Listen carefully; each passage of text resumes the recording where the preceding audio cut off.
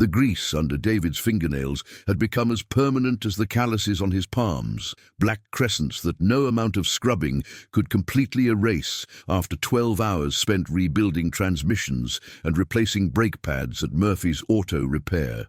The fluorescent lights buzzed overhead like angry wasps as he wiped his hands on a rag that had seen better decades, the fabric stiff with accumulated oil and sweat from countless repairs.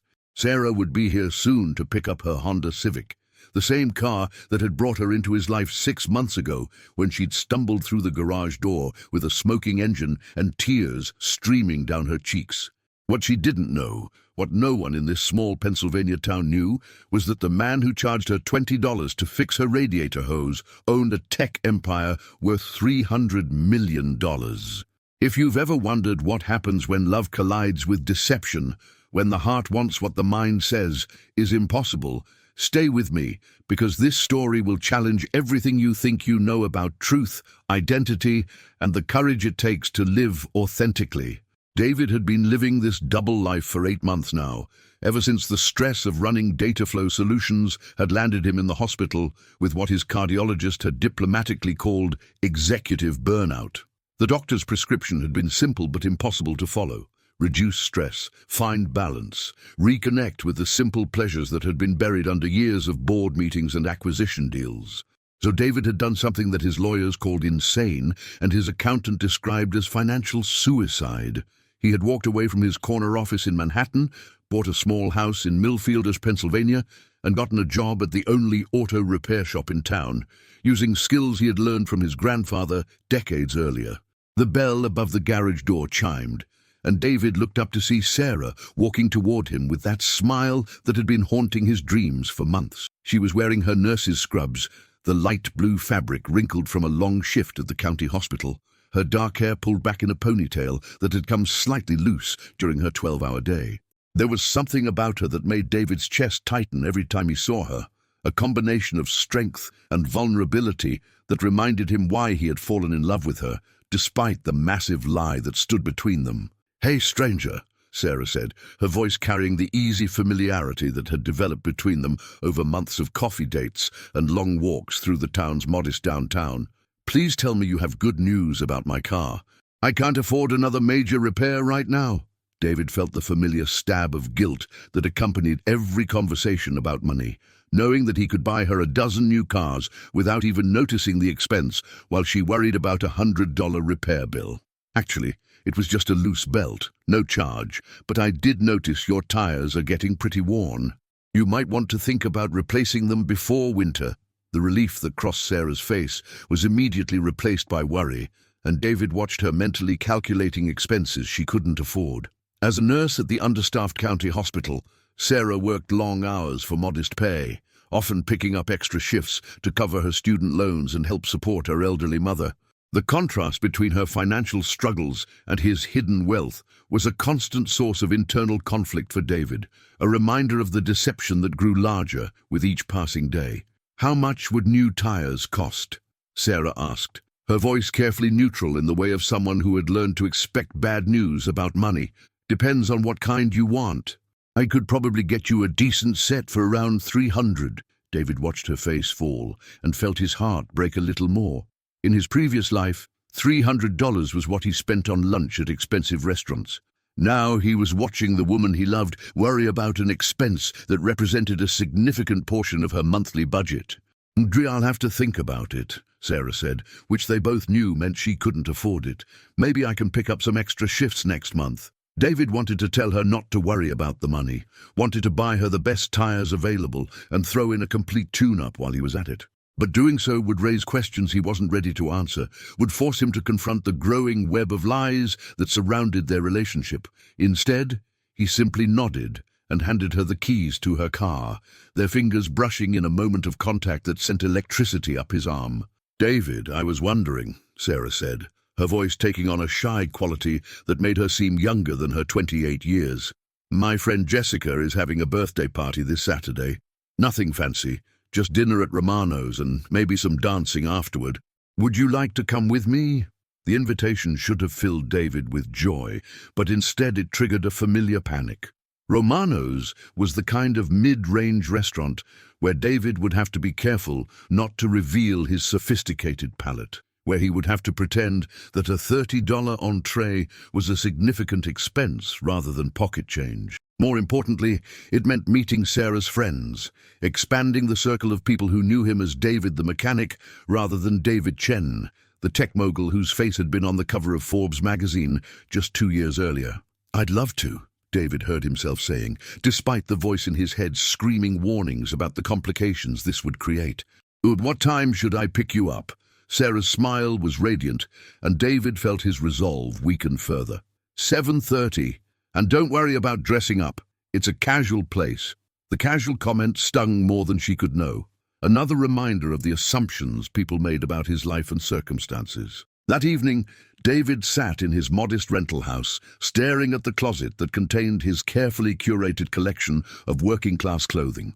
The irony wasn't lost on him that he now spent more time thinking about what to wear than he ever had as a CEO. Each outfit a calculated performance designed to maintain his cover. He pulled out a pair of jeans and a button-down shirt, both purchased at a discount store and deliberately chosen to look like something a mechanic might wear on a date. The house itself was another part of his elaborate deception. A small 2-bedroom ranch that he had rented, furnished, complete with mismatched furniture and a television that was at least 10 years old. His real home was a penthouse apartment in Manhattan that he hadn't seen in 8 months. A space filled with original artwork and custom furniture that now felt like it belonged to someone else entirely. David's phone buzzed with a text from his assistant back in New York, a reminder about a board meeting he was supposed to attend virtually the following week. The message felt like an intrusion from another world, a reminder of the responsibilities he was neglecting while playing house in a small Pennsylvania town. He had been running data flow solutions remotely, using video calls and digital signatures to maintain the illusion that he was simply working from a different office, rather than hiding in a garage with grease under his fingernails. Saturday evening arrived with the kind of crisp autumn air that made David remember why he had fallen in love with small-town life. He picked up Sarah in his carefully chosen pickup truck, another prop in his elaborate performance, and drove through streets lined with maple trees that were just beginning to turn brilliant shades of red and gold.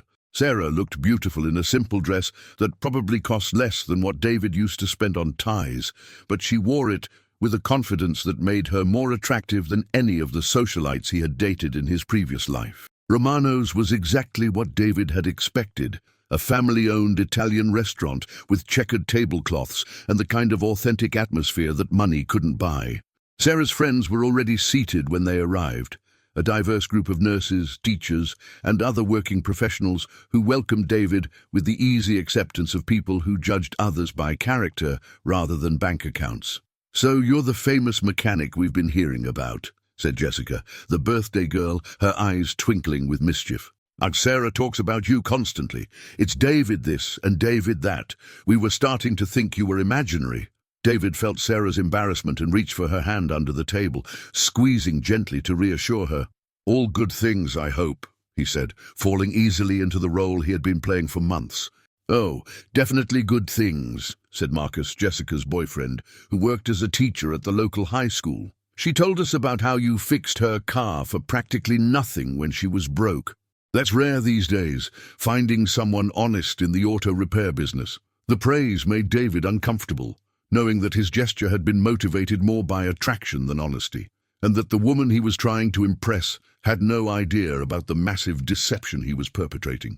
"Just trying to help out a neighbor," he said, the lie coming easier with practice. The conversation flowed naturally around the table, covering everything from local politics to workplace gossip, and David found himself genuinely enjoying the company of people who had no hidden agendas or ulterior motives. These were individuals who worked hard for modest wages, who found joy in simple pleasures, who measured success by the quality of their relationships rather than the size of their bank accounts. It was a refreshing change from the corporate world where every conversation was a negotiation and every friendship was potentially transactional. "And David, what made you decide to become a mechanic?" asked Lisa, one of Sarah's colleagues from the hospital. "It's not exactly a career that most people dream about as kids." The question hit closer to home than Lisa could have known, and David felt his carefully constructed backstory threatening to crumble under scrutiny. "I've always been good with my hands," he said, which was technically true. "My grandfather taught me about engines when I was young, and I guess it just stuck. There's something satisfying about taking something that's broken and making it work again." Sarah squeezed his hand, and David could see the admiration in her eyes, the respect for what she perceived as his humble, honest work. The irony was crushing, knowing that she was falling in love with a version of him that didn't really exist, while the real David Chen remained hidden behind layers of deception and misdirection. As the evening progressed, David found himself relaxing, despite his anxiety about maintaining his cover. Sarah's friends were genuinely good people, the kind of individuals who restored his faith in humanity after years of dealing with corporate executives who would sell their own mothers for a percentage point of market share. When the check arrived, David had to resist the impulse to pay for everyone's meal, instead carefully calculating his share like someone who actually had to budget for a night out. The dancing portion of the evening took place at a local bar that featured a live band playing classic rock covers and a dance floor that had seen better decades. David was surprised to discover that he actually enjoyed the unpretentious atmosphere, the way people danced without worrying about being judged, the genuine laughter and conversation that filled the space. Sarah was a natural dancer, moving with an unself-conscious grace that made David forget about his deception for brief, precious moments. "You're full of surprises," Sarah said, as they swayed to a slow song, her head resting against his chest. "I wouldn't have pegged you for a dancer." "There's a lot you don't know about me," David replied, the words carrying more weight than Sarah could possibly understand. He wanted desperately to tell her the truth, to explain about his real life and the reasons he had been hiding in her small town, but the fear of losing her kept him silent. The evening ended with David walking Sarah to her apartment door, a modest building that housed several of the hospital's nurses and support staff. The hallway smelled of cooking spices and cleaning products, a far cry from the sterile luxury of David's Manhattan penthouse, but it felt more like home than anywhere he had lived in years. "I had a wonderful time tonight," Sarah said, turning to face him in the dim light of the hallway. "Thank you for coming with me. I know meeting new people isn't always easy."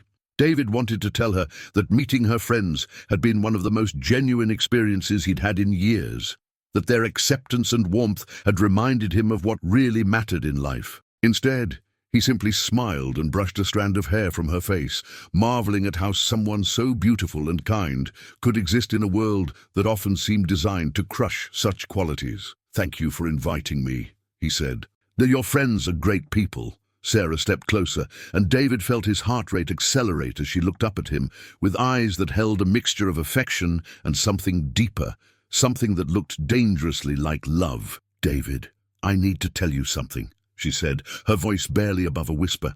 The words sent a chill through David's body, and he wondered if somehow his deception had been discovered, if Sarah had figured out that the man she was falling for was living a lie. "What is it?" "I'm falling in love with you," Sarah said, the words hanging in the air between them like a confession and a challenge. "Now, I know we haven't been dating very long, and I know you might not feel the same way, but I needed you to know." The honesty in her voice was like a physical blow, and David felt his carefully constructed world threatening to collapse around him. Here was this incredible woman, offering him her heart with complete sincerity, while he stood before her wearing a mask of deception that grew heavier with each passing day. The guilt was overwhelming, but so was the love he felt for her, an emotion that had caught him completely off guard and changed everything about how he saw his life and his future. "Sarah," he began, his voice thick with emotion, "I love you too, more than I ever thought possible." The kiss that followed was tender and desperate, filled with all the things David couldn't say and all the truths he was afraid to reveal. When they finally broke apart, Sarah's eyes were bright with tears of happiness, and David felt like the worst kind of fraud for accepting her love under false pretenses. What would you do if you found yourself trapped between the person you've become and the person you used to be, knowing that revealing the truth might destroy the best thing that's ever happened to you?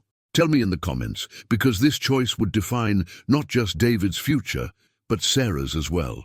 The weeks that followed were a mixture of bliss and torment for David, as his relationship with Sarah deepened while his deception became increasingly difficult to maintain. They spent their evenings together whenever Sarah wasn't working extra shifts, cooking simple meals in her small apartment or taking long walks through the town's quiet neighborhoods. David found himself treasuring these moments of ordinary domesticity, the way Sarah hummed while she cooked, the comfortable silences they shared while reading together on her second-hand couch. But the lies were taking their toll, creating a constant undercurrent of anxiety that threatened to poison even their happiest moments.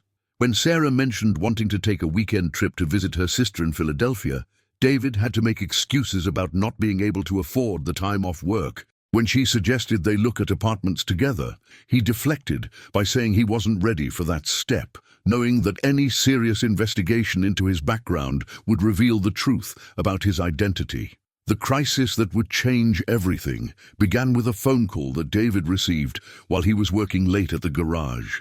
His assistant's voice was tense with urgency as she explained that Dataflow Solutions was facing a hostile takeover attempt, and that his presence was required immediately for emergency board meetings and strategy sessions. "David, I know you said you wanted to maintain your distance from day-to-day operations, but this is different," she said.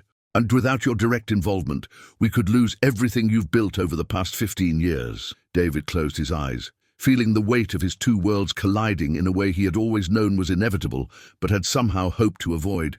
"How long do I have? The board is meeting tomorrow morning. If you're not there, they might vote to accept the buyout offer without your input. I've already arranged for the corporate jet to pick you up at the regional airport." The mention of the corporate jet sent a chill through David's body, a reminder of the vast resources at his disposal and the enormous gap between his real life and the modest existence he had been living in Millfield. He looked around the garage at the tools and equipment that had become familiar friends over the past 8 months, and felt like he was saying goodbye to a dream. "I'll be there," he said finally, knowing that he had no choice, but also knowing that this decision would force him to confront the deception that had been eating away at him for months. David spent the rest of the evening trying to figure out how to explain his sudden absence to Sarah without revealing the truth about his identity. He settled on a story about a family emergency, a sick relative who needed his help, knowing that Sarah's compassionate nature would prevent her from asking too many questions. The lie felt heavier than all the others, weighted with the knowledge that it might be the beginning of the end for their relationship. The flight to New York took place in the pre-dawn darkness, and David found himself staring out the window of his private jet at the landscape below, watching the small towns and rural areas give way to the sprawling suburbs and eventually the glittering towers of Manhattan. The transition felt like traveling between different universes, and David wondered if he would ever be able to reconcile these two versions of himself. The emergency board meeting was everything David had expected and worse, a room full of expensive suits and calculated aggression, where millions of dollars were discussed with the casual indifference of people ordering lunch. The hostile takeover attempt was serious, orchestrated by a competitor who had been circling Dataflow Solutions for years, waiting for any sign of weakness or distraction. "David, we need to know that you're fully committed to fighting this," said Margaret Foster, the board's lead director, her voice carrying the kind of authority that came from decades of corporate warfare.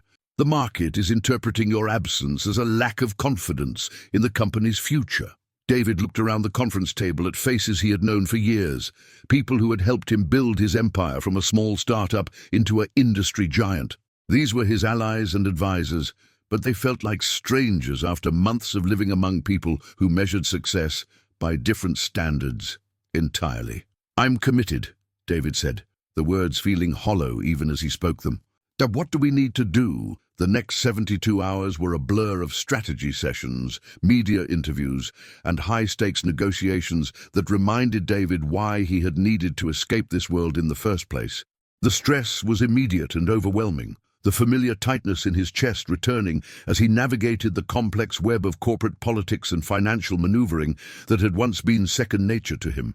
But throughout the crisis, David's thoughts kept returning to Sarah, to the life he had built in Millfield, to the simple happiness he had found in her arms. He called her each evening, maintaining the fiction about his family emergency while feeling increasingly disconnected from the woman he loved. Her voice was a lifeline in the chaos of corporate warfare, a reminder of what really mattered beyond stock prices and market share. The resolution came on Thursday afternoon, when David's legal team managed to structure a defense that made the hostile takeover financially impossible for the attacking company. The victory was complete and decisive, ensuring Dataflow Solutions' independence and adding another chapter to David's reputation as a brilliant, strategic thinker. But the celebration felt empty, the congratulations from his colleagues ringing hollow in his ears. "You did it again, David," said his CFO, raising a glass of champagne in the conference room that overlooked Central Park.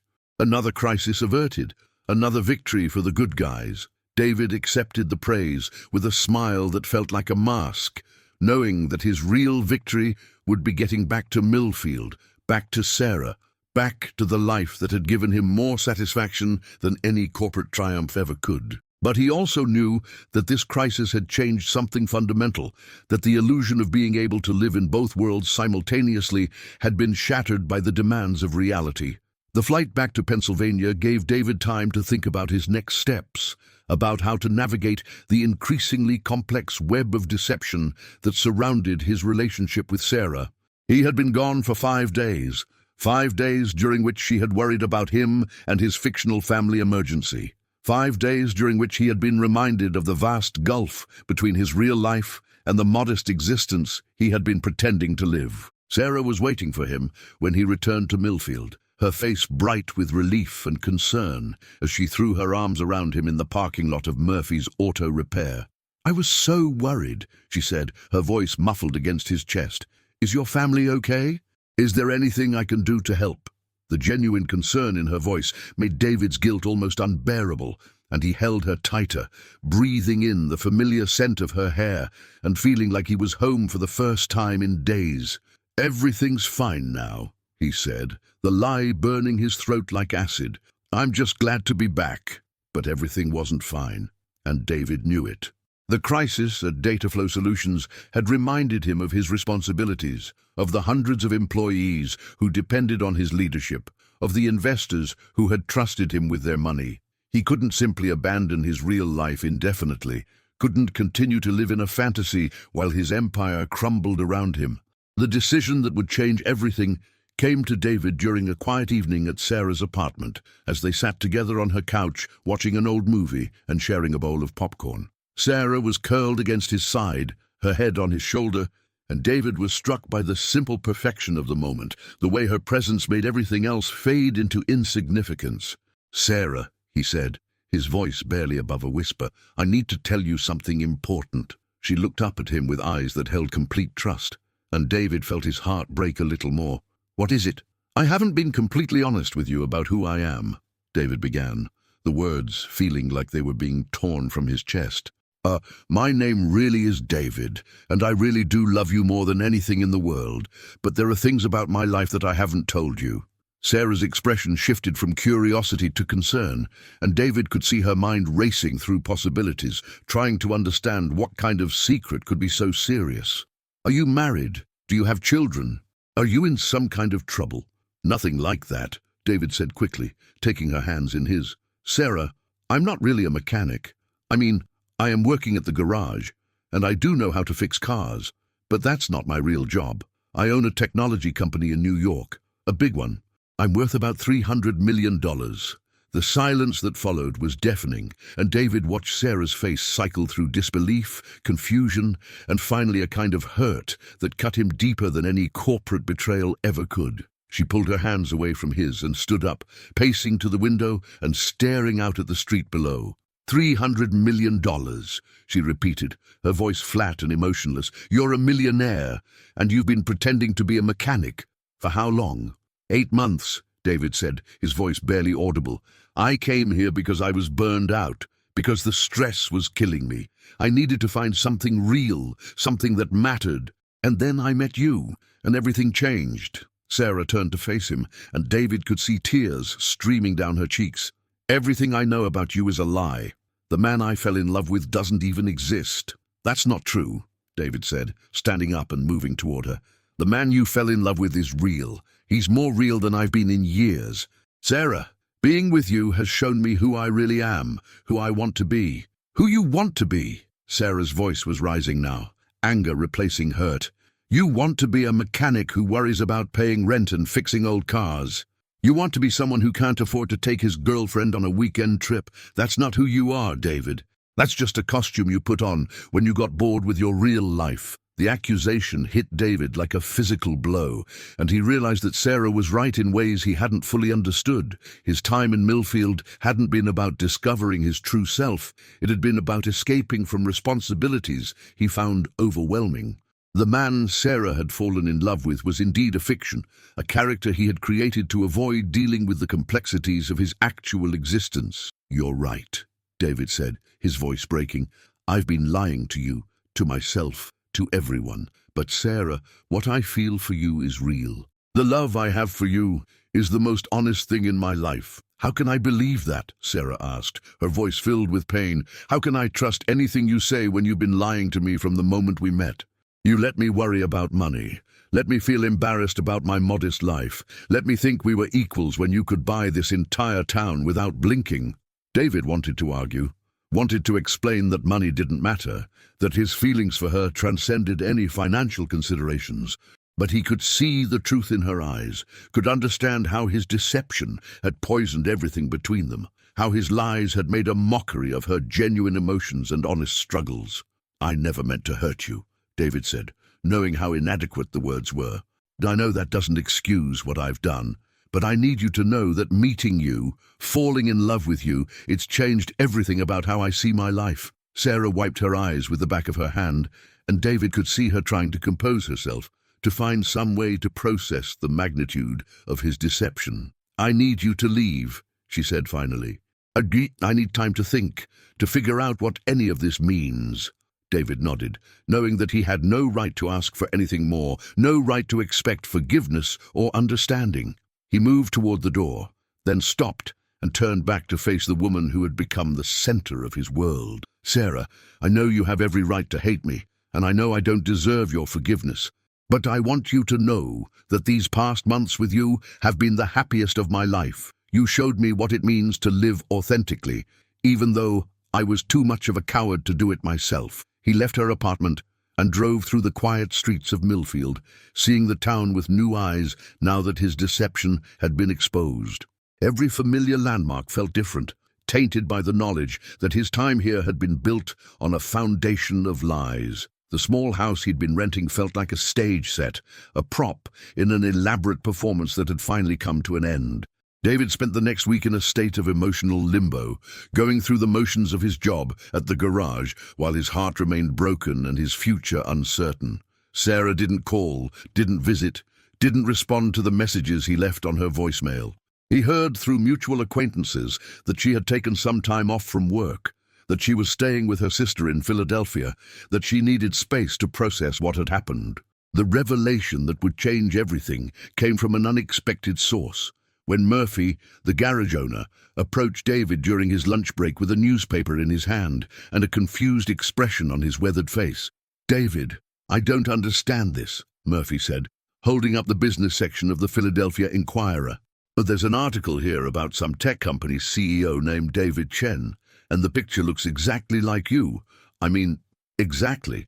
Is this some kind of coincidence, or is there something you haven't told me?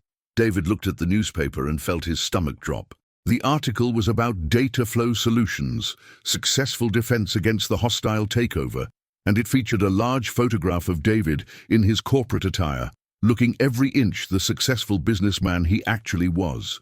There was no denying the resemblance, no way to explain away the obvious truth. Murphy, I need to tell you something, David began, and for the second time in a week, he found himself confessing the truth about his identity to someone who had believed in the fiction he had created. Murphy listened to the story with the same patient attention he gave to diagnosing engine problems, asking occasional questions, but mostly just absorbing the incredible revelation that his best mechanic was actually one of the wealthiest men in America.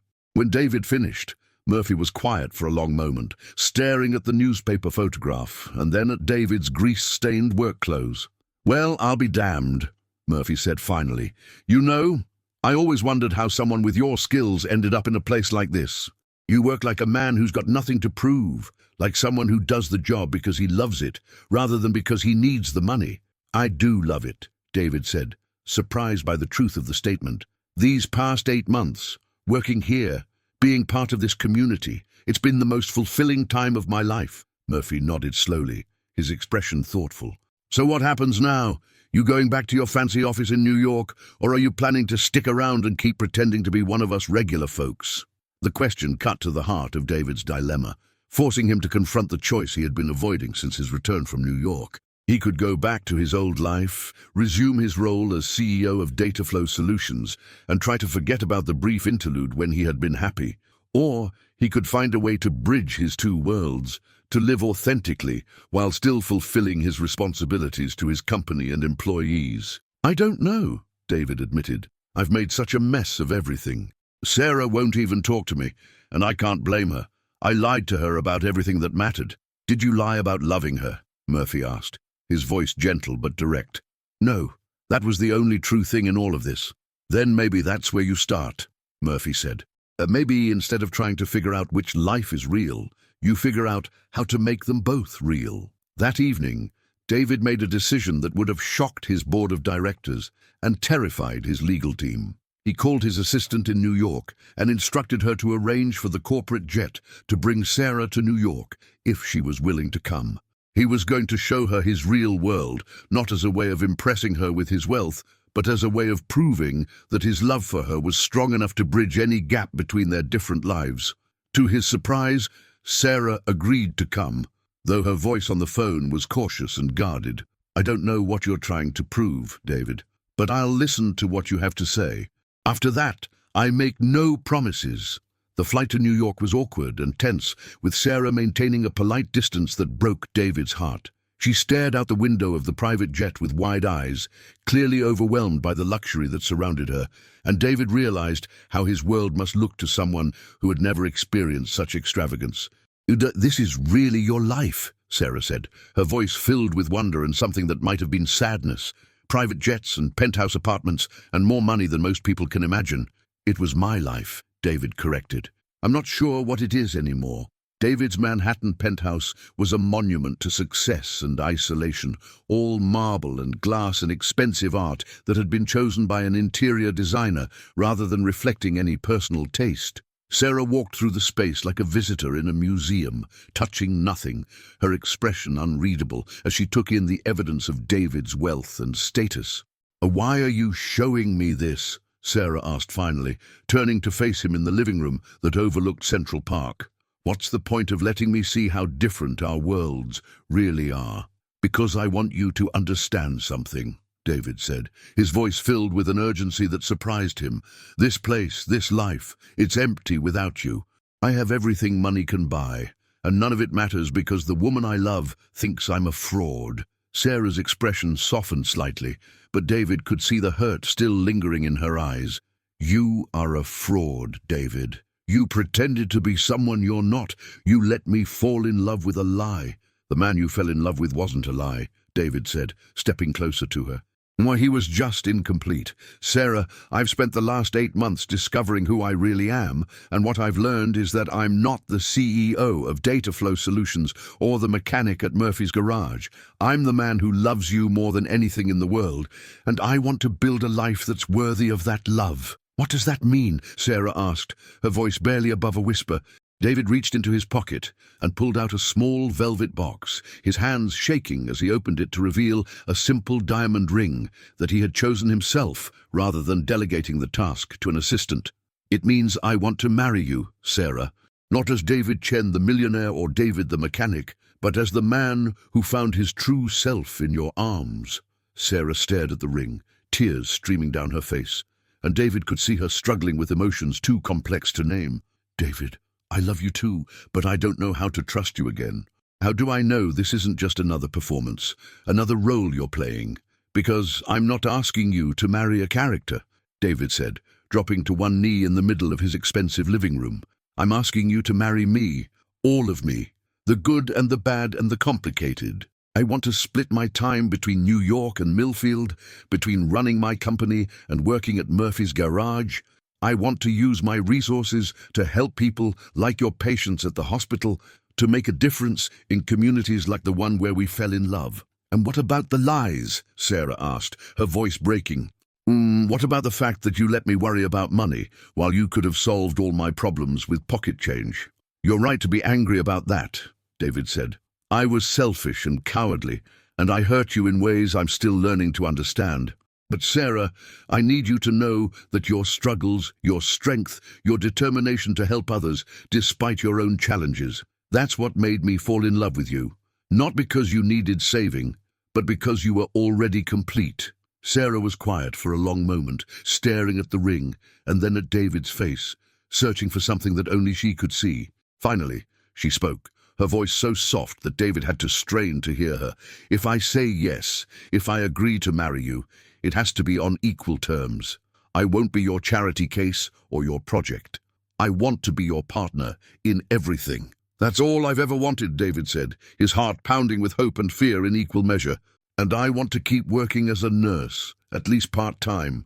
I want to keep helping people, keep making a difference in my own way." "Of course, Sarah, your work is part of what makes you who you are. I would never ask you to give that up." Sarah looked at him for another long moment, and David could see her making a decision that would change both of their lives forever. Then yes," she said finally. "Yes, I'll marry you. But David, if you ever lie to me again about anything, we're done. No second chances, no explanations, honesty or nothing." David slipped the ring onto her finger with hands that shook with relief and joy, then stood up and pulled her into his arms. "Honesty or nothing," he promised, knowing that he was committing to more than just truthfulness, but to a life of authenticity that would require courage he was still learning to find. The wedding took place 6 months later in Millfield, in the small church where Sarah had been baptized as a child. It was a modest ceremony by the standards of David's previous life, but it was perfect in its simplicity and sincerity. Murphy served as David's best man, and Sarah's sister was her maid of honor, and the guest list included everyone from Dataflow Solutions, board of directors, to the nurses from the county hospital. David had kept his promise about splitting his time between his two worlds, spending 3 days a week in New York running his company and 4 days in Millfield working at the garage and building the life he and Sarah were creating together. It wasn't always easy, balancing the demands of corporate leadership with the simple satisfactions of manual labor, but it felt authentic in a way that his previous life never had. The foundation they established together focused on healthcare access in rural communities, using David's resources and Sarah's expertise to bring medical services to underserved areas. Sarah continued working as a nurse, but now she also traveled to other small towns, helping to establish clinics and training programs that would improve healthcare for thousands of people. "You know what I love most about our life," Sarah said one evening, as they sat on the porch of the house they had bought together in Millfield, watching the sunset paint the sky in shades of gold and pink. "What's that?" David asked, pulling her closer against his side. "It's real," Sarah said simply. "All of it. The good parts and the challenging parts and the ordinary parts. It's all real, and it's all ours." David kissed the top of her head, breathing in the familiar scent of her hair and feeling grateful for the journey that had brought them to this moment. The man who had once hidden behind lies and deception had learned to live authentically, and the woman who had taught him the meaning of honest love had found a partner worthy of her trust. If this story has reminded you that the most valuable things in life can't be bought with money, but must be earned through honesty, courage, and the willingness to be vulnerable with the people we love, then share it with someone who needs to remember that true wealth is measured not in dollars, but in the depth of our connections with others.